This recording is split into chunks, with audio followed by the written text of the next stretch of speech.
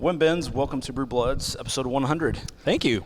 Your French Quarter Temptress was our very first beer on the show almost 2 years ago, I guess it was. That's awesome. And I don't know if you remember, we had a rather drunken experience at Untapped a few years ago. Yes, I remember that. Sorry about that. Yeah, That's just kind of the way that goes. So congratulations on your success. Thanks. You guys started in 2012, is that right? We started January. Well, we moved into the building in January of 12. Okay. And then we did about 6-7 months of build out, brewed our first batch in mid-July, and then released our first two beers, which was Rock Rider and Hop Trap, on August 3rd. So in that time, you've become definitely DFW's you're one of the more preeminent brewers in the area for sure. Sure. I'm kind of interested to know how, since that time, your second wave after Raw and Franconia, you were second wave with kind of Deep Element and some others. Sure.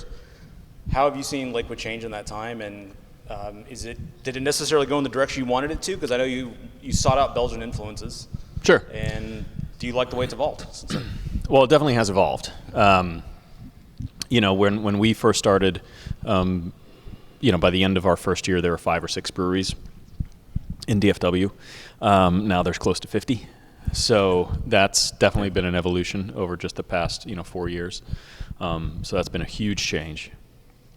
The consumers changed. The entire beer landscape's changed. It's it's definitely not what we thought it would be. Yeah.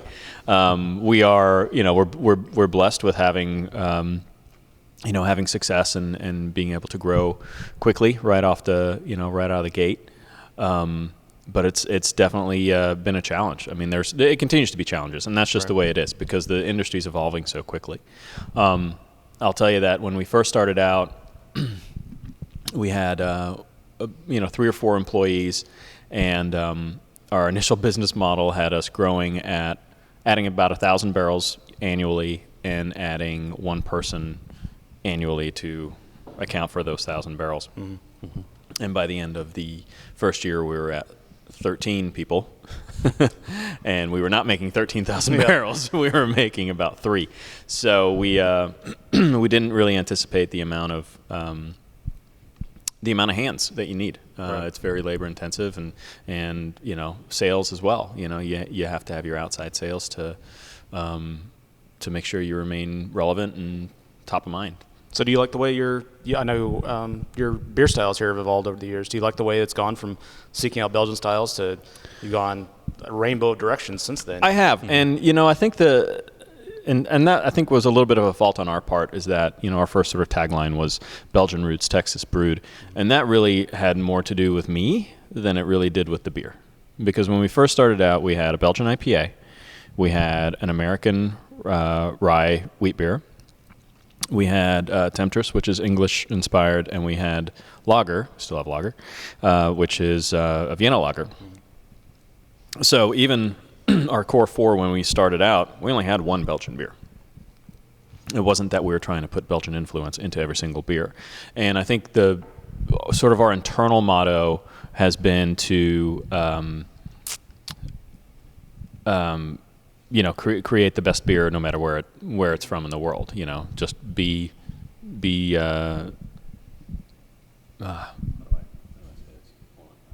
So our internal, I remember now. our internal motto was locally crafted and internationally inspired, which I think speaks a little bit more to what our portfolio is, because we make, everything from a Czech Pils to, an American Session IPA and everything in between. So right, you started out with 11 beers initially, right? Something like that. Something like that. So we had the core 4, and then we started coming out with seasonals. So we had 4 seasonals, and so that's 8. And then we had BBT, which the first year was our winter seasonal. Mm-hmm. Then after that, it became a special release, and then our anniversary beer. So yeah, about 10 or 11 that first year. So you mentioned Temptress and that being one of your 4 core beers. Yeah. And it seems to have been a big part of your success. We always mention that you can find Temptress or Velvet Hammer in almost everywhere, and those are 2 very marquee DFW beers that you can find anywhere. How important is that to your success? Would you say Temptress helps lead people to other beers, or just having a brewery that has a flagship beer like that? Right. Well, it's definitely the beer that put us on the map. Yep. Right. It's the most talked about beer that we make. Yep. Not necessarily the most produced. Right now it is, but it a lot of it has to do with seasonality and just sort of what people are drinking at the time. So lager and Temptress are really kind of neck and neck for the amount of just by volume. But nobody talks about lager, right? True. Because the guys that are drinking lager are not the guys that produce podcasts. That's probably true. Yeah. So the guys that produce podcasts are looking for rare barrel-aged stuff and super high-octane stuff, right? Exactly. Because that's Temptress and all their variants. Exactly. That's the very sexy beer. So, but I think that's really great because our external motto is beer for whichever neighborhood you call home. So I like to think that we make a beer for every palate, for every drinker, for every occasion, right? Sure. I mean, all-call, very blue-collar beer, right? It's made for cops and firefighters. And cops and firefighters are not necessarily super craft savvy, right? Or they're just getting into it. So we wanted to make something that's very approachable, and that speaks to a certain demographic. These people that are drinking alcohol or drinking lager are not necessarily drinking Temptress, but it's a way to get people into craft. It's definitely a gateway beer, right? And you guys have talked about gateway beers, I'm sure. Oh, yeah. So alcohol is definitely a gateway beer, just from the very base. If you're drinking American light lager, this will not scare you. I've poured a Lakewood lager for your big beer guy, and he's like, "Oh, that's dark beer." I'm like, "Well, no." It's a 4.6% Vienna lager. It's just a different color than you're used to. Yeah, that happened with my father. He's been So, a Budweiser drinker his whole life. I listened to that one. Yeah. Exactly. We all know somebody like that. So so making a beer like alcohol, which not only has a great cause because it supports the families of fallen first responders, but it's also a really great gateway beer because it looks like your domestic light. It's not far off in flavor from your domestic light, but it's well crafted. It's crafted with 100% barley. It's a craft beer, definitely, in every sense of the word. But the person that's drinking this now has an affinity with us and might try Lakewood Lager next and might say, hey, that's all right. True. And then go up the chain and end up with Temptress. Or just stay with alcohol. That's fine, too. Sure, yeah. Everybody needs that gateway beer to get them in the door. Mine was St. Arnold Fancy Lawnmower back in the day. So kind of a strange one, I think, for a lot of people. It tastes like grass, but, So speaking of alcohol, you guys are really involved in the community. You guys support charities. Absolutely. What's kind of your process? I think police and firefighters are pretty obvious. But other charities you selected, what's your process for selecting those charities, and what's one maybe you have coming up? It's kind of evolved over time. We've had a relationship with the Garland Police Department since we were digging trenches. We had cops on their beat stop by, and of course the first time they walk into the building, they're full uniform. We're just trying to start up this little brewery, and we're like, holy shit.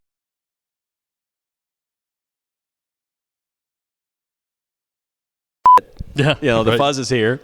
And, immediately they're like, hey, we heard there's a brewery coming in. This is great. We're really excited. And they're super supportive. And they're like, hey, we'll beef up patrol around here. How about that? And we're like, hey, that's great. So, we've had a really good relationship with Garland PD and then, through all-call police and fire departments across the Metroplex and across the state.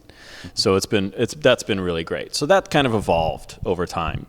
We've been talking with the Guns N' Hoses Foundation for a long time, going, hey, wouldn't it be great if, because we had supported them before we made the beer, wouldn't it be great if, we had a Guns N' Hoses beer? And we're like, yeah, okay, we're thinking about it. And it took about 2 years going through recipe formulation, going through the name, which is always can be a huge pain in the butt.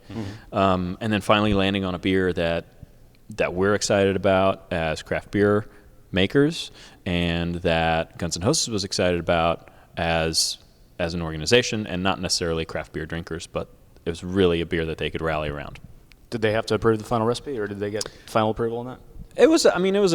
We knew sort of direction we wanted to go, right? Sure. We weren't going to make an imperial stout. Right. We already had one of those, but we were going to make something very approachable, and we set out to make a gateway beer. Let's make this easy drinking for guys getting off their shift, guys getting off their beat, and just to kick back and after a very stressful day, fighting crime or fighting fires or transporting people to the hospital, really make it something that they can just relax with, and feel good that they're drinking a beer that's supporting what they do on a daily basis. Right.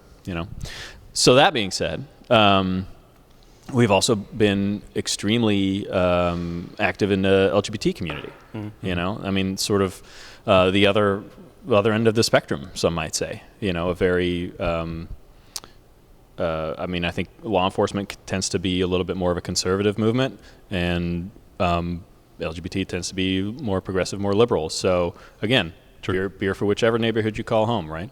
We don't discriminate. We love everybody in our community, right? And it's I think it was the LGBT community has been very underserved by craft beer, just because I think companies were a little afraid to sort of dip their toe into that pond, because they didn't know what the backlash might be from their base, right? We've seen some of that in the opposition, where Yuengling, the owner of Yuengling, backed a certain presidential candidate and got a lot of blowback on the opposite direction. Right, so, exactly. So it can be a very tricky thing when organizations get quote unquote political. Yeah, sure. It can be a bad it can be a bad thing. I think with us supporting supporting first responders and supporting the LGBT community, we've probably lost some fans on both sides through that. I mean, when it became federally legal for same-sex couples to marry, we had a huge open house. We had glassware for it, and we celebrated it. And we had some nasty comments on social media about it. Sure. And you know what? If I'm going to lose that guy as a beer drinker, or girl as a beer drinker, that's fine. Yeah. We don't need you in the pool. That's great, because we're going to make it up with the numbers of people that do support us and do support everything that we do. So I like to think of craft beer as kind of a device of unity anyways. I mean, it tends to bring people together from disparate backgrounds. Yeah. And at least, much like food, I mean, you can relate, whether you like or hate the beer, it's something you can talk about and kind of get into each other's personality. There is that sexist bro culture that has been in craft beer before some of the name beer, but I think that's evolving some as well. Yeah, I mean, you're going to find that anywhere, I guess. It has tended to be a straight white male enterprise, drinking of it, consuming of it. Right. And I think that is slowly changing, thankfully. Yeah, it is. Seeing some evolution. But I think some of that hard-edged bro culture has still got a bit of a toe in the water sometimes. Sure, of course. Kind of nasty. Yeah. But, there's... We look, all we can do is make the best damn beer possible and share it with as many people as we can. Yeah. Right? To further the craft movement and say, hey, you can drink a better beer. Sure. Here, drink this, And beer is the ultimate equalizer, right? Yeah. I mean, whether you are Republican or Democrat, I would hope that things can be talked about over a beer. Yeah. Right? Absolutely. Eases tensions. Exactly. Yeah. As long as you don't go too far with it. Right. So speaking of challenges, when you guys came along with your second wave, I would imagine RAR and Franconia, I mean, obviously Austin had already had their beer scene, but I imagine being new to the Dallas area, they faced a certain set of challenges, maybe legally within McKinney and Fort Worth. And I would imagine, conversely, the people who came after you probably eased some restrictions for them. Right. So this is not necessarily even legal challenges, but what challenges did you face being part of that second wave that maybe the latest breweries, these new 40 or 50, don't have to face? Right. A lot of cities have sort of seen the light and have relaxed their either their building code or their zoning code. When we were looking for buildings in Dallas, because we wanted to be in Dallas initially, the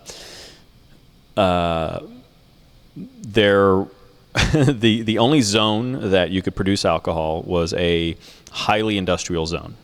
Not a light industrial, high industrial, which means you're somewhere between a pig farm and battery recycling. Right. Right. So so that's step one. Okay, who doesn't want to build a tap room by a tire fire? Yeah. Exactly. So So the first thing you do is, okay, where can I put my building? Well, you can put it in high industrial zones. Okay, well, that narrows down the map to, 10% of the county or the city. Mm-hmm.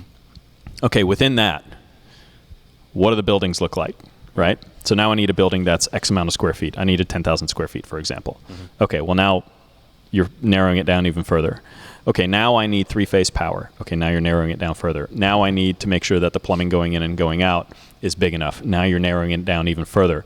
And the last sort of nail in the coffin was that Dallas at the time, this has changed since then, Dallas at the time required a special use permit to be able to open up a facility that produced alcoholic beverages, which meant that I would need to sign a lease or buy a building, if I could find one, then go through the SUP process, which would take 3 months. So now I'm paying rent for 3 months or a mortgage for 3 months. For a building you can't use. For a building I potentially will be denied use for. Right, exactly, yeah. So, after we saw all that, we're just like, well, I'm out. That's a lot of risk. Yeah. I'm out. That's, well, one, it's too much risk, and two, you're not going to find it. Right. So, those laws have changed since then. It's a lot easier for breweries to be able to, find their home. But at the time, we went looking elsewhere. So we went looking in Mesquite, and we went looking in Garland, because we still wanted to be as close to East Dallas as possible. Mm-hmm. And we found the original building that we moved into next door. It was off market. It was through a friend of our real estate agent that we were working for. It all just kind of came together. It was a guy that owned a tile and carpet company. It was the warehouse and showroom, and he was looking to retire, and it just kind of worked out. It worked out great. So, people gave us a lot of shit about being in Garland and being called Lakewood Brewing Company. Yeah, that's what I was going to ask. At the very beginning. Yeah. You lived in Lakewood, right? I mean, yeah, and I still live. I still live in Lakewood. It's your company, so exactly. I mean, it started. I mean, we had all kinds of explanations. It's Lakewood right? based. Hey, you got a part of the brewery in your head going. Yeah, it's like, well, it started in the garage in Lakewood, and Lakewood is more of a state of mind because it's about being inclusive and welcoming, and we still have those pillars as the brewery. It's being inclusive, welcoming, and creative. Yeah. So, but at the end of the day, after people sort of ribbed us on that for about a month, nobody gave a shit after that. Sure. You could always open up another tap room somewhere in Lakewood. Right. Not going to happen. Right. Rent's real high there. Yeah.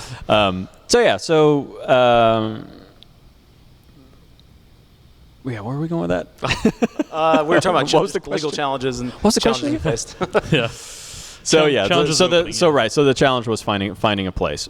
The great thing about Garland was that we came in here, we had a meeting, it being a smaller city, we had a pre-planning meeting. It was the street guy, the parking guy, the zoning guy, the fire marshal, and basically everybody in a room together. And, I said, okay, what do you want to do? We want to open up a brewery. Okay. Zoning, where can he go? Fire, what does he need? And we had our marching orders, and we could go find a building, which was great. And Garland was a lot more relaxed about where we could go because it's a pretty industrial town to start with. Right. So, they're not afraid of a little beer company. Right. No, I would imagine not. So that was one of the challenges. The name was initially not really a challenge. It was just kind of I mean, there are tons more challenges, but that's just that's just what happens when you open up a small business. Sure. So going back to just the different styles that you guys have brewed, you recently started or I guess fairly recently at least, started a sour program, correct? And you were going to have a separate facility for that. How's that been going so far? It's going great. We are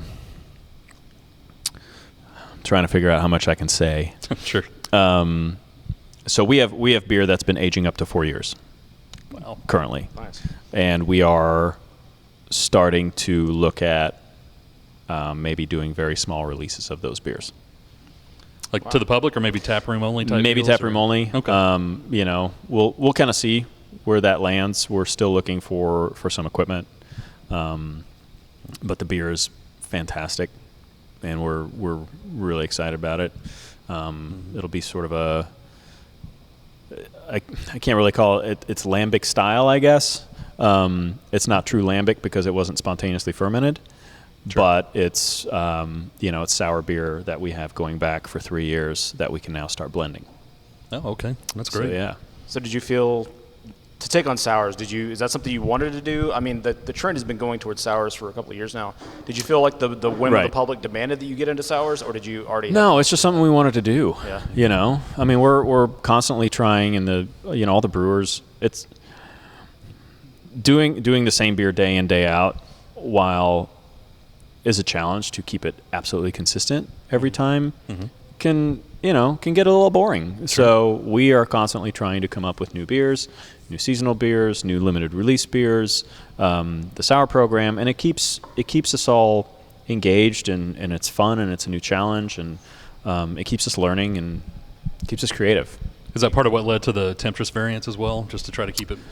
Yeah, well, the Temptress variants kind of started out. The Temptress variant started out at our first Let's Get Weird party, which is our Halloween party. And we were like, well, let's get weird with Temptress. So we made all these different firkins, and we made raspberry. We made like three different types of Cap'n Crunch. We made mole with actual mole, like chicken stock based mole. Oh, interesting. So we made all these cool little variants, and some of them, tasted horrible. Some of them just didn't work. Some of them worked. And so the next year we scaled it up from just one firkin to a 30-barrel batch. And we did raspberry, we did mole, we did French Quarter, and I think we did cinnamon that year. And then the year after that, we went into bombers. We did that for 2 years, and then this year we're in 4-packs.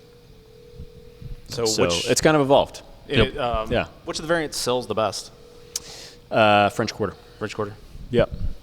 Yeah, the mole just came out, right? The small bottles of the mole just released a month or two ago.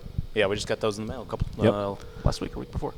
Yeah, it's a great beer. I highly recommend that beer. Yeah, and then we got coconut coming out. That's a new variant for us this year. Any plans to bring the Cap'n Crunch forward? I don't think so. I wonder what legal. That one sounds interesting. Legal hurdles you would face. Require way too much Cap'n Crunch to make that work.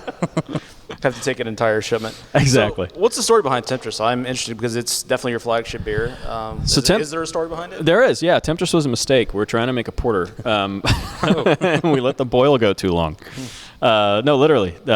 So I have family up in the Pacific Northwest. My in-laws live up there, and my wife and I took a trip out to Coeur d'Alene, which is just across the border from Spokane, Coeur d'Alene, Idaho. And beautiful country. I mean, it's giant mountains, crystal clear, almost like a glacial lake. It's just really, really pretty, and there's this really cute little town there. Mm-hmm. And there's a little brewery there called Coeur d'Alene Brewing. And I was sort of at the 2 or 3 years into home brewing, and I was really excited about beer, and obviously, had dreams of one day opening up a brewery. So I go in there, and we're talking with the guy, and they had I think it was a vanilla porter, and I'd never put vanilla in a beer before, and I really liked the beer, and I was like, well, I'm going to go home and I'm going to try and recreate that. So we tried it out, and I think our refractometer wasn't working. Anyway, long story short, we extracted too much. We basically made an imperial porter. Oh, okay. Yeah. Right, which turned in basically a stout, imperial stout. So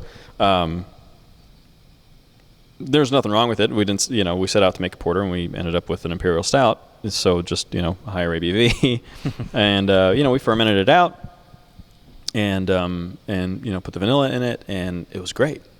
And it was just one of those. Oh man, that's a really good beer. A good accident. Yeah. That was a great accident, happy accidents. And we kept making the beer, and refined the recipe and changed some things. Temptress initially had oats in it. The first batch that we did here also had oats in it. I'll get to that in a second. That's a good story too. But anyway, we kept sort of refining the recipe, and then we went to Brew Riot the year before we opened, 2011. And we knew we were opening. We had already formed an LLC. We had all our pilot batches. So we had Pond Hopper, which turned into Hop Trap. We had Temptress, so we had the name Temptress then. And we had Rock Rider. And, if you've ever been to Brew Rider, it's outside. It's in May. It's hot. It's on the street, right? And it was just one of those really hot, muggy May days, just kind of like today. And we're like, okay.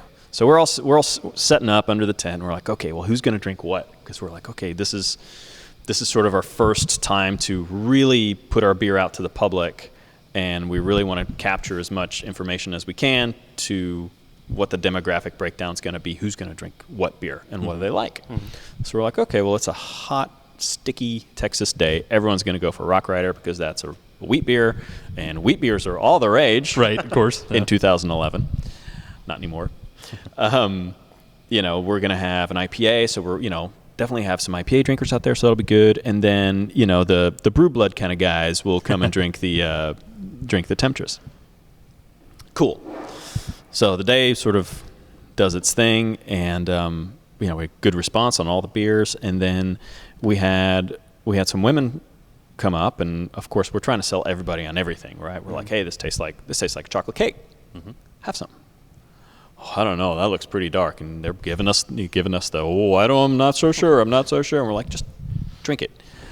And I think that's one of the really cool things about Temptress is it's got a barrier to entry, but man, as soon as you taste that once, and if you like anything that beer has to offer, you're hooked.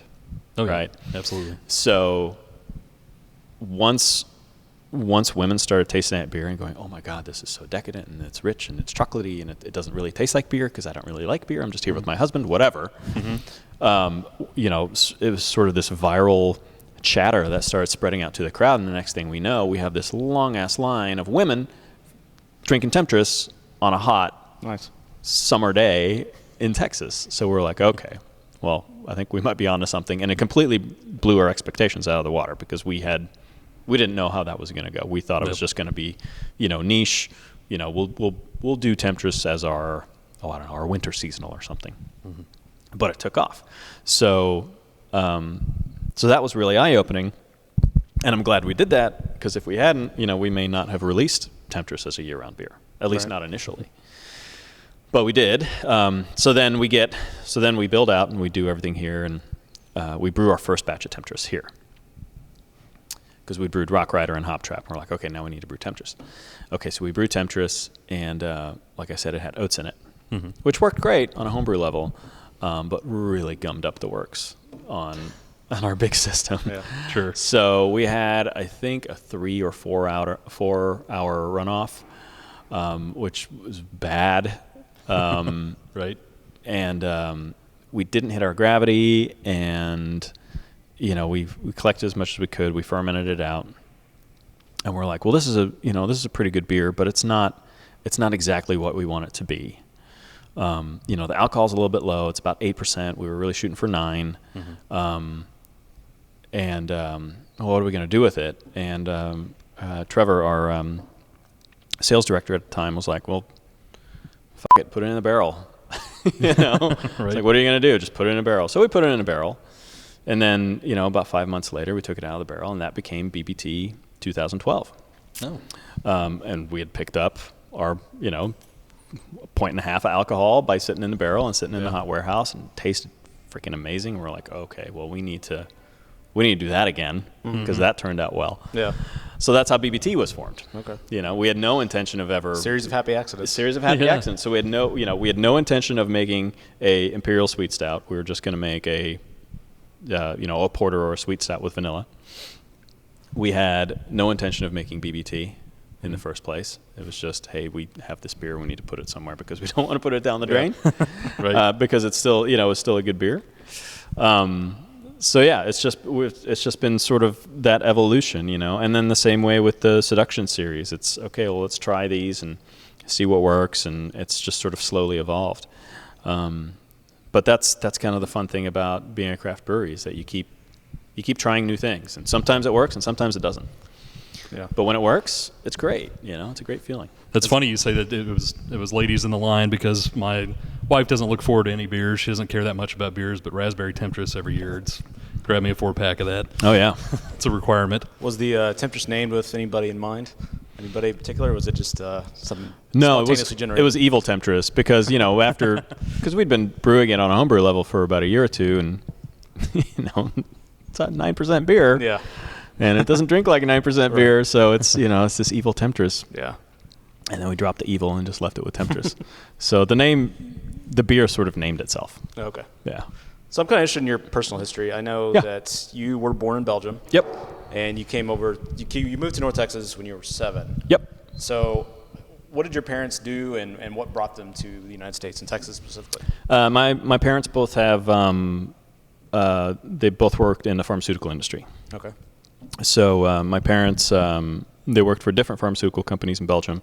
My dad had the opportunity to come here to the home office and do basically a 4-year stint here. Since my mom was already sort of in the same field, she was able to get a job at the same company. And,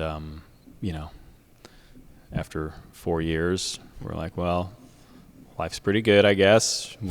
Let's try another 4. So, so now we're 32 years later. Yeah. We're still here. Do you have any siblings? I do. I have a brother. So when you moved over, did you speak in English at the time? I did not. How tough was it, and what was it like trying to integrate in not only United States culture, but Texas culture, which is kind of its own thing? Right. Well, we didn't have I don't think we had a TV for the first little bit, and then I started second grade. We moved in May, so I started second grade in the fall, or in late summer. And I had my second grade teacher, Mrs. Poe. I stayed after school every day and worked on speaking good and writing good. Worked on language, and by the end of I think 6 or 12, by the end of the school year, I was just like any other kid. Kids can adapt like that. So do you still speak, I assume you spoke Dutch originally, right? Yeah, Flemish, yeah. Flemish, Uh-huh. Okay. So do you still speak Flemish? I do. Not quite as well, I would say. Not very.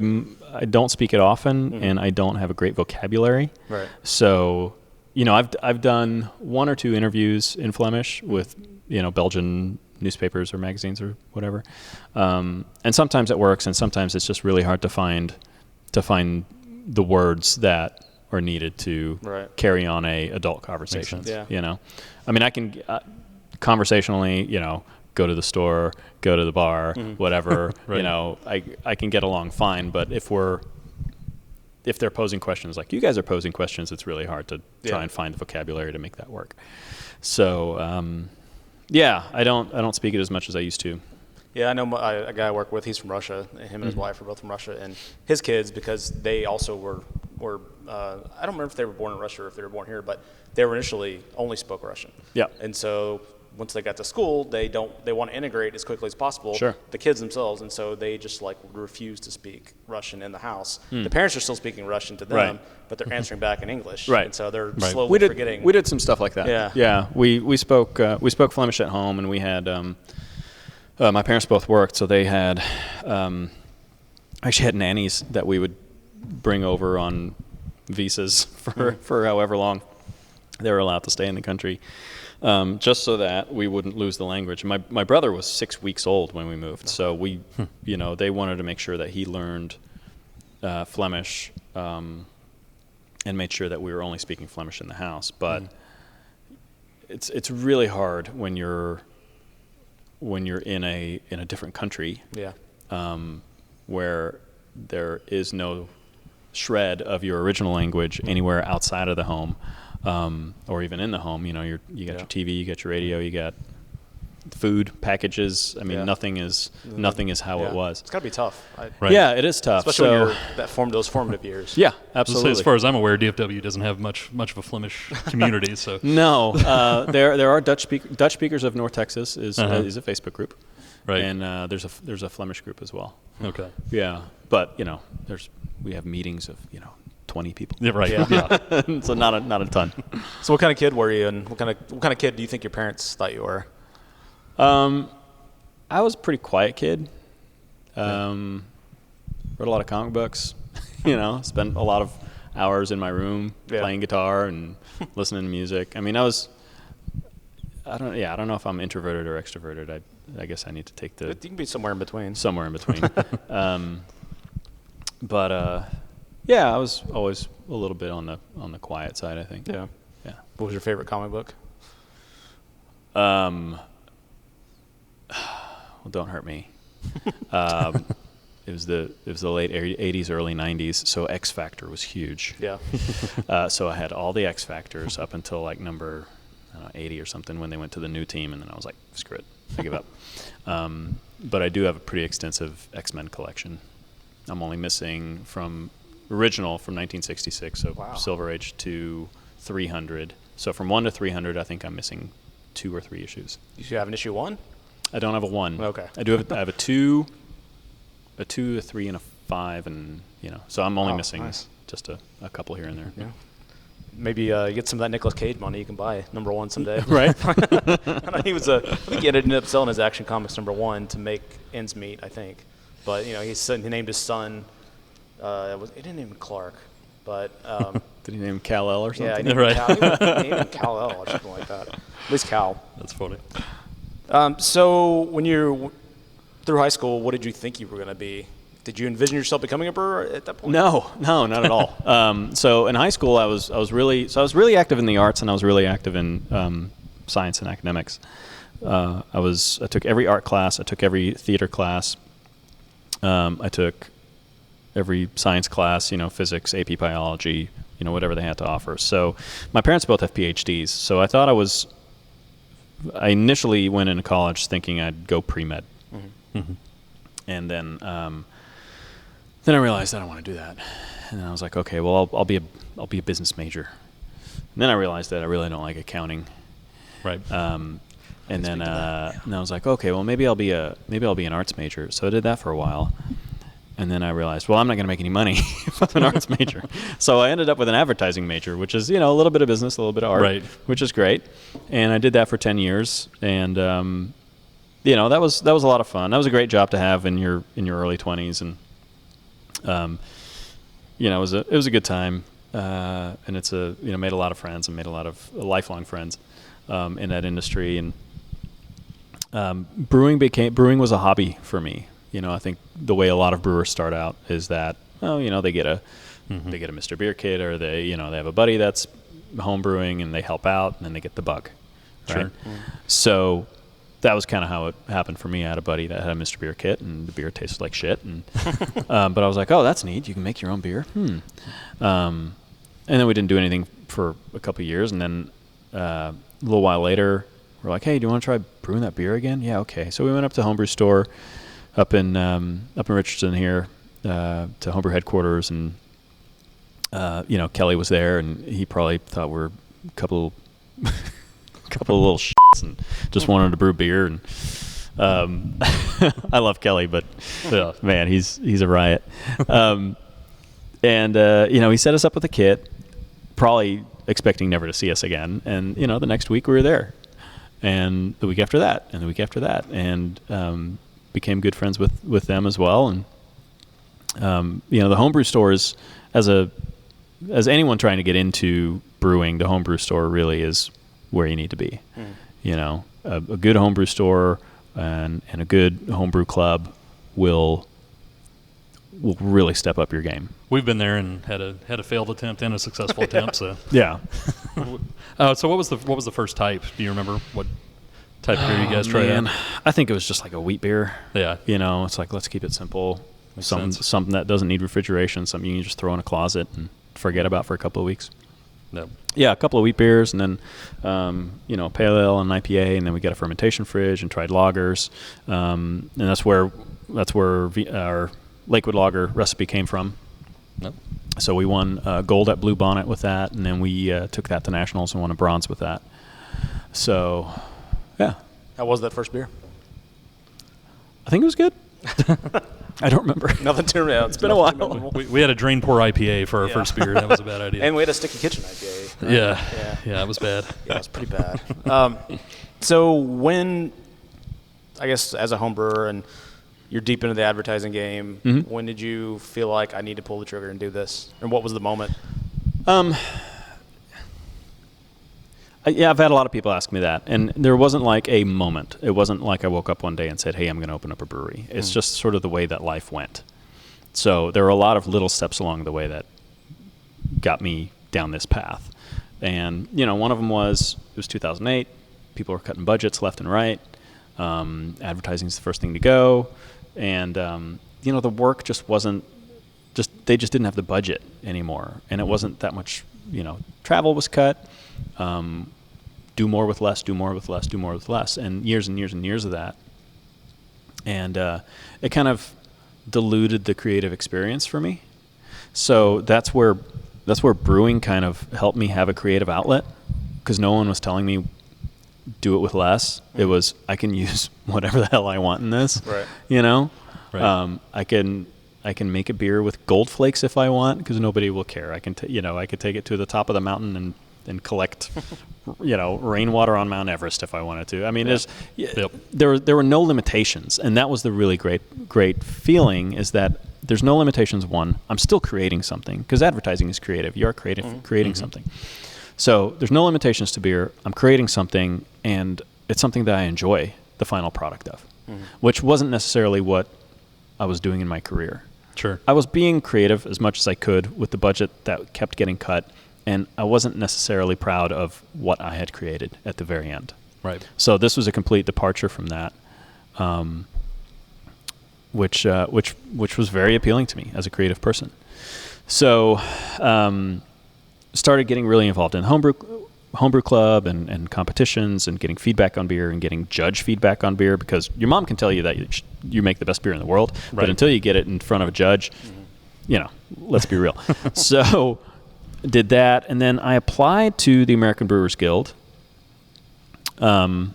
which was one of the very few places that you could get a brewer's certification. It was Brewers Guild, Siebel, or UC Davis.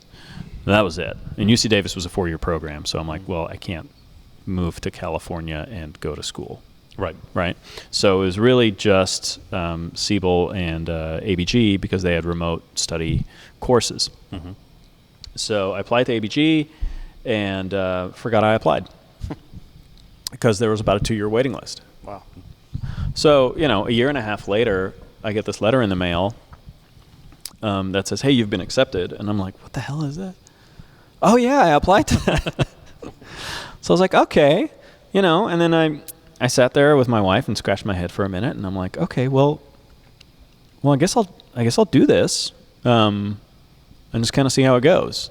So it's about a 6-month program, and it's about 20 hours a week. So I would go to work during the day, come home, do that, and that was my life for about 6 months. Is this where your RAR involvement came in? So that's after. Okay. At the end of the course, to complete the course that I had applied for, you had to do a 5-week unpaid apprenticeship. So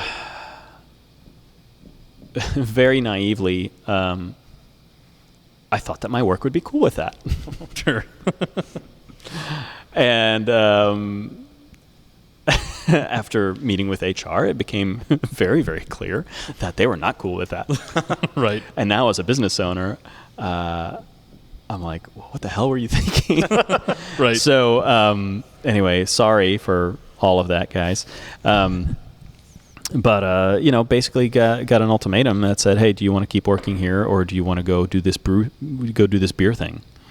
And I went home and thought about it I slept on it for a night, and the next day I handed in my resignation with a very, very supportive wife, because we would be losing half the income. Right. Yeah. And said, go do it. So I did. So my last day at work was the day before Christmas of 2010. I went to go work at RAR the day after Christmas, 2011. Stayed on there until about April. In the meantime, we found out that we were pregnant with our first child. Good time. Yeah, good times. So with I was basically breaking even with gas costs and what I was making. Right. Driving to Fort Worth every day. Mm-hmm. So we're like, well, that's not sustainable. Let's look at opening up a brewery in Dallas. Right. Sure. So we did, and we got funding and started looking, and anyway, long story short, here we are. How'd you get your funding? Was it investors, or did you take out a commercial loan? We're completely family owned. Oh, okay. Mm-hmm. Very nice. Speaking of family, you have family back in Belgium still, I assume, right? I do. Have you ever taken them your beer, and what do they think of it? My parents. So I have a 3-year-old and a 5-year-old, so we don't travel across the Atlantic Ocean all that often anymore. Sure, yeah. But my parents go a couple of times a year, and they've taken some beer over there. So grandma's had the beer, which is good. So being one of the preeminent brewers here in not only Dallas but in Texas as well, where do you see yourself going from here? Right now it's we're really focused on being the hometown beer. Really focusing on our home market, and kind of taking a step back and continuing what we set out to do in the first place, which was, make beer for whichever neighborhood you call home. Right. And 80 to 90% of our sales are still in North Texas. So we just want to really make sure that we're taking care of our home base, right. And then branching out into new markets when it makes sense. Yeah, it seems like it might get overwhelming pretty quickly because you probably have to take out outside funding and to expand any that much larger. Absolutely, and it's I think with the way that the industry is going, I think it's a smart thing to do, and I think we're going to reach a point of saturation, and I think that's going to come sooner than later. So. Do you think that's just my personal opinion? Yeah. If you read the BA data at breweries per capita in Texas, there's like room for another 300 breweries, right. But I just don't see that happening. I would say I don't see it just from the influx of everything we're getting across the country now. We're getting kind of a beer sweet spot in Texas now, and we don't have the tap space to support that right now. We don't have the tap space, and we don't have the cooler space. Yeah, I mean, if it had more of maybe a Portland vibe where you have one little pub that's serving one neighborhood or something, maybe you could do more of that. But that's the way it's going. Right. Right. If I were to open up right now, I wouldn't open a manufacturing brewery. I'd open up a small brew pub, or even or at least a brew pub model, not necessarily have food, but just be able to sell to go. Yeah. Right. Yeah. Hopefully that'll change someday. Hopefully. It's fun being the last state that doesn't allow that. Yeah. It's a downside. Thank you, Texas. Dallas is not very walkable either in most parts of the city, and I think that's probably why Portland can thrive more on that model, because it's a lot more like England or something, where you can have the pub on the corner that does their. It's that, and it's part of their culture. Right. That didn't happen overnight. Yeah. That happened over the last 20 years, 20, 30 years. True. And the city has really embraced it as a tourism draw. Mm-hmm. Yep. There's a lot of beer tourism in Portland. Yeah. I think smart cities and smart states recognize the value that craft beer brings from a tourism standpoint, and really embrace it. And the ones that do become, look at Asheville. Right. Who the hell knew where the hell Asheville was 4 years ago? Yeah, that's a good point. Yeah. And now it's like the Portland of the East Coast. Yeah, true. Yeah. So it's smart communities that recognize the value in craft beer, and recognize that it is a tourist draw, that it is a job creator, and that it increases the tax base as well, through alcohol sales. So. And those breweries, much like yourself, most of them reinvest back in the community, not only through Absolutely. jobs, but through charity and sponsoring local events and things like that. So Absolutely. It's kind of a neat circle of life that, you can think global but act local. Yeah, it's a symbiotic relationship. We wouldn't be here without beer drinkers, and beer drinkers wouldn't be here without craft beer.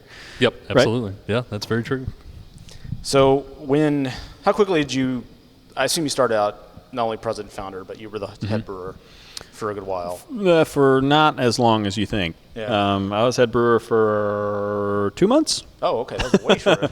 Yeah. My question was going to be, like, how hard was it to give up the role of head brewer? It wasn't when you had to run the business. Yeah. You know, I like having my fingers in a lot of different pots, I guess. I don't think I would be happy brewing all day long or doing one thing all day. I mean, I ran the bottling line for a year and a half every time that thing ran. I mean, that was, you know, that was my baby for a while. I've always been involved in recipe formulation.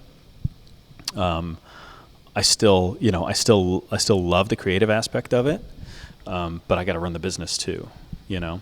Sure. So there's only so many hats that you can put on your head. Yeah. And I think one piece of advice that I really take to heart is make sure you hire people that are smarter than you.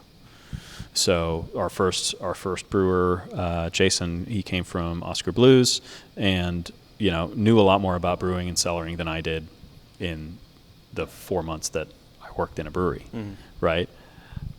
I knew enough to be able to speak the same language, but he had a lot more practical knowledge, and it made sense to hire somebody who knew how to do it better than I did.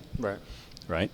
And that goes with everything. That goes with sales. That goes with, you know, marketing, whatever. I'm still involved in everything, and I think as a founder, you need to be involved in every aspect of it. But you need to hire people who are really competent, and that's their one job is to do that one thing. Because if you try and do it all, you just get diluted. It's hard to be in the weeds on every single aspect. Yep, exactly. Okay, so you're kind of like, to relate it back to comics, you're the Nick Fury who brought the Avengers together. That's right. Special power sets. That's right. That's exactly right. So you're the Nick Fury of beer. I'm the Professor X of Lakewood Brewing Company.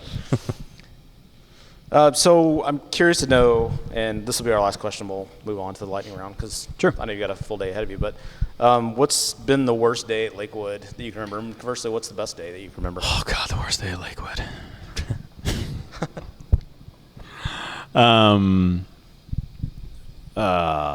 So when we got I don't know if you can see it in the shot, but we have 180 barrel tanks behind us over here, and so that was a big size up from the 90s that we had next door, and the first couple of times that we brewed into those 180s, when we brewed Temptress into those 180s, the yeast got really pissed off and made some really bad beer. So we ended up dumping a lot of beer down the drain. That's a lot of money down the drain, right? That's a lot of money down the drain. But you know what? I would much rather dump beer down the drain than put bad beer in somebody's mouth. Yeah, it's a great absolutely. philosophy to have, Yep. And we shit happens. Sure. Whether it be someone's fault or whether it just be a mechanical failure or whatever, where that does happen. Yeah. And it's a shitty day when that does happen, but it happens, and we know that it happens, and we try to mitigate that as much as possible. But you got to do the right thing and send it down the drain. Yeah. Sure. So what was the best day? The day you opened, or? Man, the best day. I don't know. We have good days around here. Yeah. You know, it's the small victories that are really good. Yeah. You know, when you have a really fantastic filter run, or you have a canning run where you have like one can rejected off the entire run. You know, it's very gratifying to have the efficiencies that you've invested in come to fruition. True. You know, that's really fun. And then, you know, the other stuff that we do with the community, you know, like we're the main sponsor of Dallas Pride Parade this year. I mean, that's huge. That's not something that we could have ever imagined 5 years ago, hell, 2 years ago. So that's really cool, and that's really special, and really, really neat to be involved with the community and be able to do those things. Yeah, your marketing team seems to just really knock it out of the park a lot. You guys seem to be the banner behind the stages at things like Index Fest. Right. And your presence is very, very well known. It's got to be great. Yeah, it's awesome. All right, so we'll move on to the lightning round. These are short questions. They don't have to be short answers necessarily, but This is a little bit of debate. Is brewing more art or science? It's equal parts. That's a fair answer. So if you're going to give one piece of advice to somebody who thinks they want to open up a brewery, what would it be? Don't do it. Maybe make the small brew pub like you were talking about? No. All right. Man, if you want to open up a brewery, look, I was told no by multiple people. Follow your dreams. Just do it. Sure. Yeah. You know, just do it. Have a safety net, and have a support structure. Yeah. So, it's really important. Know that if you have a family, that is a complete lifestyle change. It's not another job. It's a lifestyle change. Yep. And there's a lot of people that end up in marriage counseling after opening up their own business. I can only speak for brewing. I'm sure it is with any business. It's it's a very stressful thing, and it's all encompassing. So just make sure that you're ready for that. And the other thing that you kind of need to do a gut check on is, do you want your hobby to be your job? Right. That's the other thing. Yeah. Because I don't have any hobbies anymore. Are you still 7 days a week here? Or are you 9 to 5s now? Or? No, I mean, it's always 7 days a week, but I'm home for 2 of those days. Yeah. Fair enough. So what was your first beer you ever had of any type? The first beer I ever had? Yeah, if you recall. I think the first beer I ever had was an Abbey table beer from the Abbey by my grandmother's house. Wow. Oh, wow. Okay. That's Yeah. very distinguished. It was very sweet. Yeah. It was probably about 3.5%. I drank a bottle of it and I took a nap. So that'd probably fall into your first craft beer as well then. Yeah. Yeah. Didn't start out with a Bud Light or something? No. What did your dad drink when y'all moved over? Was he a big beer drinker? My parents have always been wine drinkers. Okay. My dad likes the big stuff. Okay. Like he likes the Belgian stuff. Do you have a favorite beer that you make? That I make? No. Just depend on the time of year, or? Yeah, it really depends on time of year, on the mood. I'm always really excited when Till and Toil comes out. That's one of my favorite seasonals. I'm always excited when Zomer comes out. I'm always excited when we have a seasonal come out because I haven't had it for months and months. And it's like, oh yeah, new beer. Sense. So that's really cool. But I'll go 6 months without, besides QC stuff, without like sitting down and enjoying a glass of Temptress. Sure. And then it's like, oh wow, we make really good beer. This is why this is a flagship. Oh right, that's why we did that. So it's cool just to be, because we make so many different beers and we're always tasting them throughout the process and making sure everything's up to snuff. But really, being able to focus and not be drinking at work, being at a restaurant or wherever, and then just getting a beer and really enjoying it. I went to Lakewood Landing last week and I had a hop trap, and I'm like, I don't think I've had a hop trap for probably 3 months. I'm like, damn, that's a good beer. So it's fun. It's like you sort of rediscover what you do every day. Right. Yeah. So it's fun. Speaking of that, outside of Lakewood, what's your favorite brewery, and why are they your favorite brewery? What's my favorite brewery? Yeah. I'm not going to answer that question. Tell you what, though, I think my Desert Island beer would be a 1.5-year-old Orval. That'd be my Desert Island beer. No. I love that beer. And last question, dank West Coast IPA or hazy East Coast IPA? Which Dank. fashion trend will you follow? Dank all the way. Dank all the way. Wim Bens, thank you for being on the show, episode 100. Thank really you. Appreciate it. Appreciate all the time. Appreciate guys. the great beer. Keep on making it. Thanks. Appreciate it.